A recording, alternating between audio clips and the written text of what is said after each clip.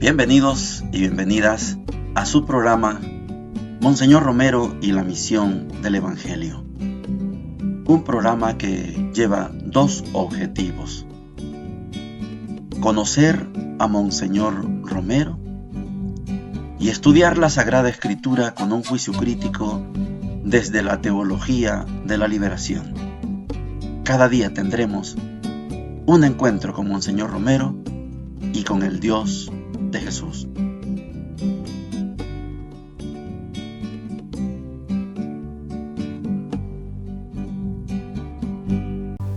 Hola, ¿qué tal? Este es su programa Monseñor Romero y la misión del Evangelio. Jueves 2 de mayo, jueves de la quinta semana de la Pascua. Tenemos en la primera parte una carga de elementos. Prácticamente no se puede obviar ninguno, pero estamos en una coyuntura de Monseñor Romero cada vez más dificultosa. Lo primero que hay que destacar es que hay reunión con el equipo de consulta, sacerdotes, laicos, religiosas, para analizar cómo está la situación. Ahí se tocan varios puntos. Lo primero es cómo va ese acercamiento con el gobierno, la empresa privada. ¿Qué podemos hacer? ¿Qué podemos aportar? ¿Conviene seguir? Segundo, el gobierno ha convocado algo que se llama el Foro Nacional. ¿Participamos o no participamos? Toma la decisión, sí, con cautela. Hay que participar. El tercer elemento complicado, delicado, es la relación de la Iglesia con el bloque popular revolucionario. Conclusión, cada uno en lo suyo. Hay autonomía de las dos partes. Autónoma la Iglesia, autónomo el bloque popular revolucionario. Un segundo aspecto es que en esta coyuntura, después de esa gran masacre de la manifestación del bloque popular revolucionario en las cercanías de la Embajada de Venezuela, en ese contexto asesinan al doctor Rebollo, ministro de Educación. Se cree que es por venganza o por justicia de la masacre de los manifestantes del bloque popular revolucionario. Después Monseñor tiene una entrevista con un periodista español que dice: no puede ser, el gobierno dice esto, pero yo estuve presente en eso de la masacre, y lo que se dice es otra cosa. De ahí viene aquella expresión de Monseñor Romero de ser la voz de los sin voz y de ser el periódico que dice la verdad, porque estos medios del Salvador no decían la verdad. Y el periodista español lo reconoce. Después Monseñor va a almorzar con las hermanas del Colegio Guadalupano. Ya regresaron las hermanitas y están dispuestas a seguir trabajando allá mismo, de donde la sacaron, en Chalatenango. Monseñor decide sacar un comunicado a propósito de la masacre de los manifestantes del bloque popular y a partir del asesinato del doctor Rebollo, ministro de Educación. ¿Qué dice el gobierno? ¿Qué hace el gobierno? Decreta estado de sitio por 30 días. Para los que vivimos esos momentos sabemos lo que significaba un estado de sitio. No puede haber 3 personas paradas en una esquina porque se los llevaban presos. No se podía, al salir con un megáfono, te llevaban preso. Toda organización debía de guardar silencio, esconderse, porque donde los encontraran reunidos, todos iban presos. Ese estado de sitio fue terrible. Después Monseñor hace un llamamiento a las dos partes, al gobierno y al bloque, a que vuelvan pronto a la cordura. No está fácil la situación para un arzobispo que tiene un corazón inmenso y que no quiere que pasen estas cosas. Oigamos a Monseñor. Miércoles 23 de mayo. Tuve desayuno de consulta con los sacerdotes y laicos de costumbre. Los temas principales fueron evaluar el diálogo que ha estado sosteniendo la ANEP, Democracia Cristiana, y al cual fue invitada la Iglesia. Últimamente asistió también representación del gobierno. Se pregunta si conviene seguir, si se saca algún provecho. Concluimos que siempre era conveniente participar y aprovechar para iluminar desde la Iglesia los caminos de nuestra situación. Otra consulta fue sobre el foro nacional convocado por el señor presidente. El parecer general fue que hay que esperar mayor credibilidad para no dejarse manejar por intereses políticos. Y un tercer punto sobre la relación entre la Iglesia y el bloque popular revolucionario, que en el actual conflicto con el gobierno ha mostrado poca atención al tomarse iglesias y expresarse contra el arzobispo. Se dijo que no había que romper relaciones, aunque hubiera un momento difícil en su defensa de los derechos del pueblo, y que había que esperar para definir estas relaciones, las cuales siempre se han expresado en una autonomía de las dos realidades, la Iglesia y el bloque. Llegó a propósito del foro nacional convocado por el presidente, el doctor Guillermo Ungo y otro miembro de la Democracia Cristiana a conversar con la Iglesia para ponerse de acuerdo en la asistencia o ausencia al foro nacional. Aunque agradecí y manifesté buena voluntad, quedó claro que no podíamos presentar como una acción conjunta, como si la Iglesia se asociara a un partido político. Durante esta reunión nos llegó la trágica noticia del asesinato del doctor Rebollo, ministro de Educación, y que aparecía como una venganza por el asesinato de los 14 manifestantes muertos por la policía y la guardia en las cercanías de la Embajada de Venezuela ayer. Tuve una entrevista con un periodista español, el cual me expresó sus criterios y su pena por nuestra prensa, ya que él fue testigo de los acontecimientos ayer cerca de la Embajada de Venezuela y lee hoy en nuestra prensa una información impuesta por el capital y el gobierno. Fui a almorzar al Colegio Guadalupano para conversar con las dos religiosas que ya regresaron de Guatemala, a donde fueron enviadas por las autoridades de migración. Gracias a Dios han sabido superar esta hora de calumnia y atropello y están dispuestas a trabajar con el mismo cariño en aquel pueblo de remoto Chalatenango. Por la tarde preparé con el padre Moreno un comunicado a propósito de la muerte de los manifestantes y del asesinato del doctor Rebollo, para expresar mi solidaridad con el sufrimiento de tantas familias, mi oración por los difuntos y un llamamiento a que no se encaprichen en sus conflictos el gobierno y el bloque, y haciendo un llamamiento a quienes pueden interceder para que esto se arregle pronto, ya que está costando muchas vidas y mucho malestar a nuestro pueblo. Durante todo este día ha habido en Casa Presidencial una reunión de ministros ante la gravedad de la situación y una reunión también de Asamblea Nacional, lo cual ha dado por resultado el decreto del estado de sitio para 30 días. Con Monseñor Urioste preparamos el diálogo que se transmite por radio y que esta vez lo dedicamos a comentar la situación del conflicto entre el gobierno y el bloque popular revolucionario, expresando las ideas de la Iglesia que ya son conocidas. Un llamamiento a las dos partes para volver pronto a la concordia.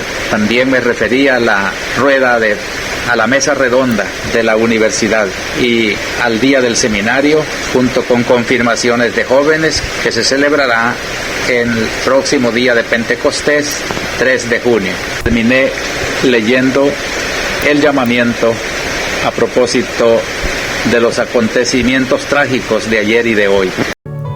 Llegamos a la sección de la palabra de Dios. Estamos en los Hechos de los Apóstoles en la primera lectura y les puedo decir que estamos en pleno Concilio de Jerusalén, capítulo 15. Estamos acompañando a los 12 y estamos escuchando lo que pasa en las comunidades. Hechos de los Apóstoles, capítulo 15, versículo del 7 al 21. Dice lo siguiente: en aquellos días, después de una larga discusión, se levantó Pedro y dijo a los apóstoles y a los presbíteros: hermanos, ustedes saben que desde los primeros días Dios me escogió entre ustedes para que los gentiles oyeran de mi boca la palabra del Evangelio y creyeran. Y Dios, que penetra los corazones, ha dado testimonio a favor de ellos, dándoles el Espíritu Santo igual que a nosotros. No hizo distinción entre ellos y nosotros, pues ha purificado sus corazones con la fe. ¿Por qué pues ahora intentan tentar a Dios, queriendo poner sobre el cuello de estos discípulos un yugo que ni nosotros ni nuestros padres hemos podido soportar? No. Creemos que lo mismo ellos que nosotros nos salvamos por la gracia del Señor Jesús. Toda la asamblea hizo silencio para escuchar a Bernabé y Pablo, que les contaron los signos y prodigios que Dios había hecho por medio de ellos entre los gentiles. Cuando terminaron de hablar, Santiago tomó la palabra y dijo: escúchenme, hermanos. Simón ha contado cómo Dios por primera vez se ha dignado escoger para su nombre un pueblo de entre los gentiles. Con esto concuerdan las palabras de los profetas, como está escrito: después de esto volveré y levantaré de nuevo la choza caída de David, levantaré sus ruinas y la pondré en pie, para que los demás hombres busquen al Señor, y todos los gentiles sobre los que ha sido invocado mi nombre, lo dice el Señor, el que hace que esto sea conocido desde antiguo. Por eso, a mi parecer, no hay que molestar a los gentiles que se conviertan a Dios. Basta escribirles que se abstengan de la contaminación de los ídolos, de las uniones ilegítimas, de animales estrangulados y de la sangre. Porque desde tiempos antiguos, Moisés tiene en cada ciudad quienes lo predican, ya que es leído cada sábado en las sinagogas. Palabra de Dios. Te alabamos, Señor. Este es el concilio. 3 grandes y fuertes intervenciones. Pedro es Galileo, a la orilla del lago Tiberíades, de Cafarnaúm. Pedro no es de las 12 tribus, pagano, pero se mete en el ambiente judío siguiendo a Jesús y expresa su deseo, su voluntad y la decisión de Dios de que Él predique entre los gentiles. Es Pedro llamado apóstol de los gentiles? No. El apóstol de los gentiles es Pablo. Así lo reconocemos históricamente. Interviene Pablo y Bernabé. Hemos hecho tantas cosas en el nombre de Dios y la gente está contenta. Nos han apaleado, sí, pero la gente está contenta. Y Santiago. Santiago, el primer mártir de los 12. Se cree, esto según la historia de la iglesia de los primeros años, se cree que Santiago fue el primer obispo de la iglesia en Jerusalén. Yo sé que esto suena complicado. ¿Es nuestro primer mártir de los 12? Y sin embargo, Santiago nunca tuvo el título, no lo ha tenido, el título de Papa. Se le atribuye ese título a Pedro. Y sí lo es en orden ascendente, de aquí hacia el año 0. Pero de allá hacia acá, en orden descendente, no puede ser Pedro el Papa. Es más Papa Santiago, por ser obispo, episcopo de Jerusalén y martirizado en Jerusalén. Las palabras que dice Santiago las dice como encargado de esa comunidad. Estamos en pleno concilio y las palabras de Santiago, veremos más adelante, son las palabras que van a quedar aprobadas. Santiago no dio la orden, esto vamos a hacer. No, ya vamos a ver quién dice esas palabras.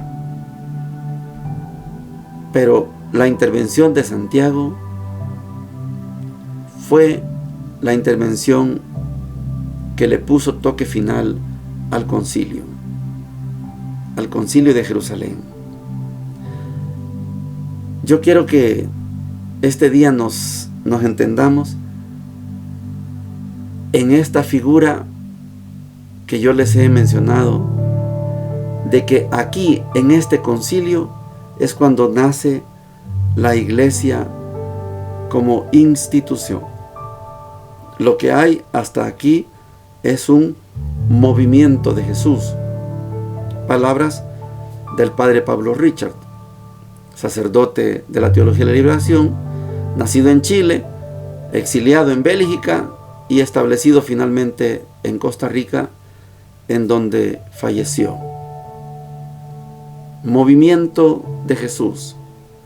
El movimiento de Jesús da origen, da nacimiento a esta iglesia, y después de esta iglesia van a surgir 3 iglesias más: la iglesia ortodoxa, la iglesia de la Reforma Protestante y la iglesia anglicana o episcopaliana. El movimiento de Jesús convoca este concilio, esta es la opinión personal, y ahí, en esa reunión grande, hoy le decimos nosotros concilio, pero en aquel momento puede llamársele asamblea, pero concilio, reunión. Concilio es estar juntos, concilio, escucharse. Y los Hechos de los Apóstoles describe precisamente esa actitud. Vamos creciendo, necesitamos escucharnos. Vamos avanzando, necesitamos fortalecernos. Vamos fortaleciéndonos, necesitamos una autoridad. Y ahí, en ese necesitamos una autoridad, va a estar fundamentado el nacimiento de la iglesia. Les quiero contar que en el año 93 al 97, cuando estudiamos la teología en la UCA, nos dio clases el padre Rodolfo Cardenal, historiador jesuita, y en un semestre, en un ciclo, nos dio historia de la iglesia universal, y en otro ciclo nos dio historia de la iglesia latinoamericana. Y él nos prometió que iba a hacer un libro donde estaban juntas las dos historias, la historia universal de la iglesia y la historia de la iglesia latinoamericana. Cada vez que lo veo le pregunto, ¿y el libro? Espérate, siempre me dice, espérate. Porque cuando termine el padre Rodolfo ese libro, entonces vamos a entender mejor estas cosas vistas desde un historiador. Hay varias historias de la iglesia y unas se van a los extremos, llamémosle apologéticas, defendiendo a la iglesia, y otros se van al extremo diciendo que la iglesia no existe, etc. Esos que dicen que la iglesia nació fundada por Constantino. Estas son palabras, leguleyos, si quieren ustedes, que no tienen la profundidad de un historiador que recoge lo que pasó en los primeros años. Este concilio, yo espero que el padre Rodolfo nos lo regale algún día. Este concilio puede decirse que parte la historia de la iglesia en dos: movimiento de Jesús e iglesia institucional. Dos momentos grandes. Aquí en este concilio van a quedar fijadas las decisiones que deben cumplirse. Ya no es si gustan, no, deben. Ya es un mandato. Mañana, primero Dios, seguiremos estudiando este concilio y sus conclusiones. El evangelio de hoy, cortito, imposible de agotarlo. Juan capítulo 15, versículos del 9 al 11, y dice lo siguiente: Jesús dijo a sus discípulos: como el Padre me amó, también yo los he amado a ustedes. Permanezcan en mi amor. Si cumplen mis mandamientos, permanecerán en mi amor, como yo cumplí los mandamientos de mi Padre y permanezco en su amor. Les he dicho esto para que mi gozo sea el de ustedes y ese gozo sea perfecto. Palabra del Señor. Gloria y honor a ti, Señor Jesús. En este trocito del Evangelio de Juan se concentra algo, digámoslo todavía así, algo que está tácito, algo que está ahí por ahí escondido, que mata cualquier herejía, mata cualquier blasfemia, mata cualquier sacrilegio. Herejía es el que está fuera, hereje.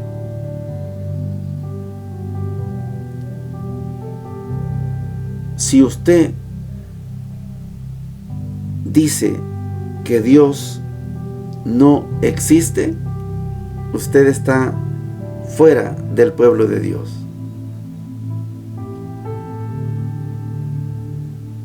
Si usted habla de algo sagrado y no respeta lo sagrado, usted comete un sacrilegio. Se manchó las manos con algo sagrado.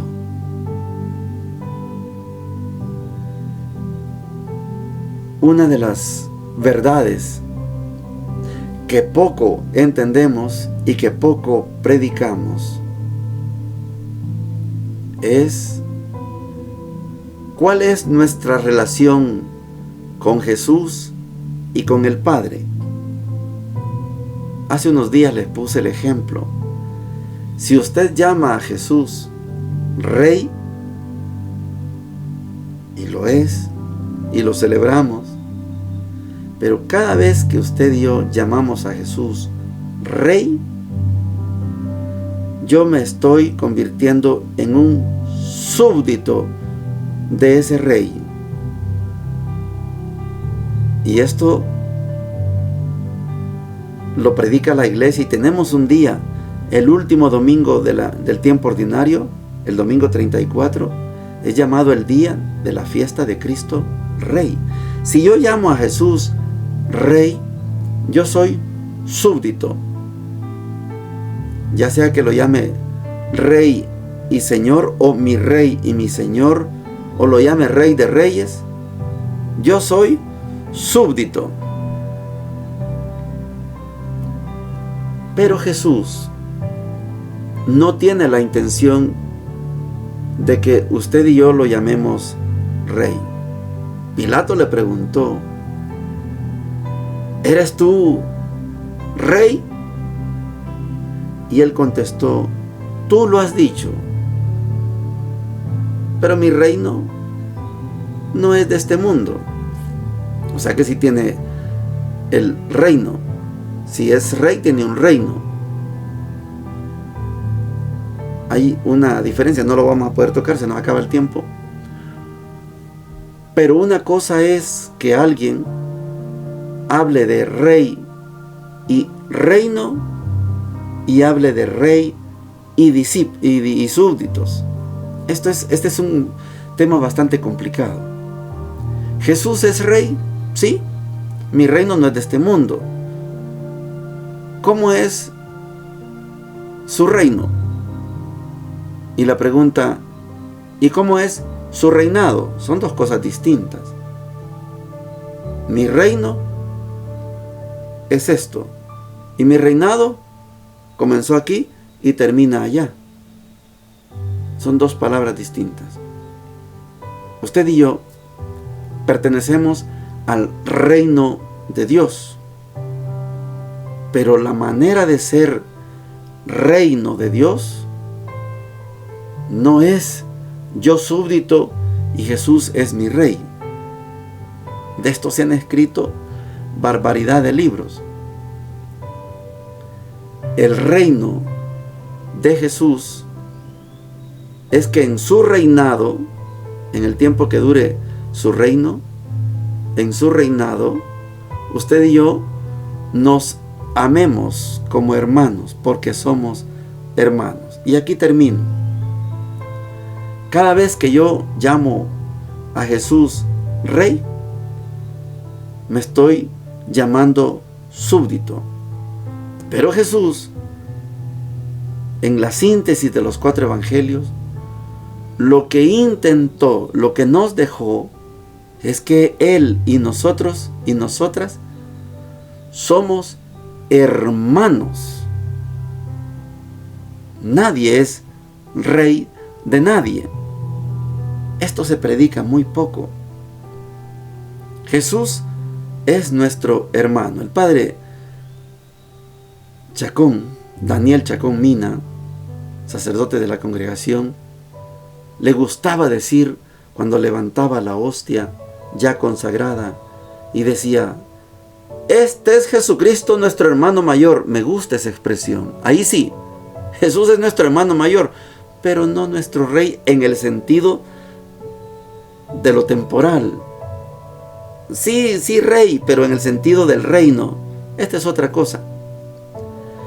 El reino de Jesús es que nos amemos.